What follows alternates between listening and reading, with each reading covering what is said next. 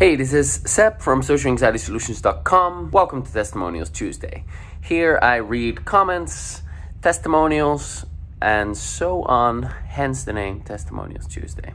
Today I'm reading a comment from Michael D, and it is a comment on the Neutralize Your Shame and Fear of Embarrassment coaching series, where I coached a lady by the name of Leah to help her neutralize her shame and fear of embarrassment. And I have replays of those, and I packaged those up and I put them in a product.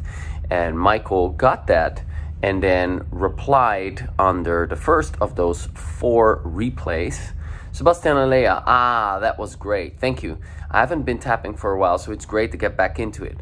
For me, tapping, as you were saying, Seb, creates an internal shift on the spot. That shift not only helps me feel lighter and more relaxed, like Leah was expressing, but also hopeful and excited to engage with the world.